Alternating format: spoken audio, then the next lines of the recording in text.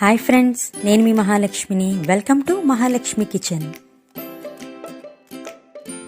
ఈరోజు నేను ఒక కప్పు కందిపప్పుతో చాలా రుచికరంగా ఉండే గుమగుమలాడే మసాలా గ్రేవీ కర్రీని ఏ విధంగా చేసుకోవాలో చేసి చూపించబోతున్నానండి. మనం రెగ్యులర్గా వండుకునే కందిపప్పు కాకుండా ఇలా చేస్తే చాలా బాగుంటుంది.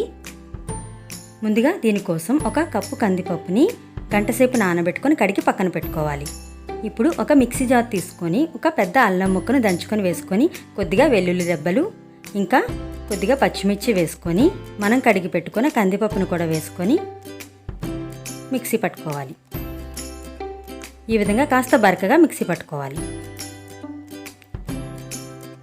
ఇప్పుడు దీన్ని ఒక గిన్నెలో తీసుకొని కొద్దిగా సాల్ట్ ఇంకా చిన్న చిన్న ముక్కలుగా కట్ చేసిన ఉల్లిపాయ ముక్కలు వేసి బాగా కలిపి పక్కన పెట్టుకోవాలి. ఇప్పుడు మనం స్టవ్ మీద రేకు వేసుకొని కొద్దిగా ఒక స్పూన్ వరకు ఆయిల్ వేసుకొని మనం కలిపి పెట్టుకున్న ఈ పిండిని కాస్త గట్టిగా ఉంటుంది కాబట్టి చేత్తోని ఈ విధంగా ఒత్తుకోవాలి.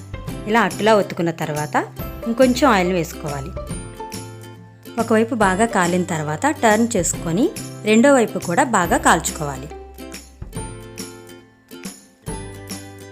ఇలా బాగా కాలిన తర్వాత దీన్ని మనం ప్లేట్లోకి తీసుకోవాలి. ఇదే విధంగా మిగిలిన పిండిని కూడా మనం అట్టులా వేసుకోవాలి.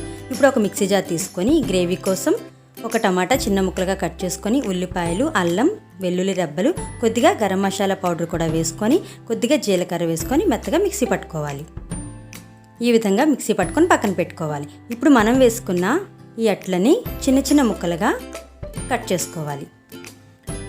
ఇలా కట్ చేసుకొని పక్కన పెట్టుకోవాలి.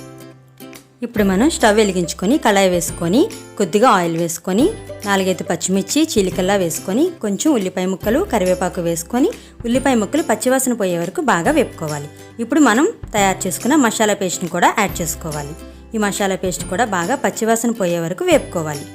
ఇలా వేగిన తర్వాత ఇందులో రుచికి సరిపడా సాల్ట్ ఇంకా కొద్దిగా పసుపు, కొద్దిగా కారాన్ని వేసుకోవాలి.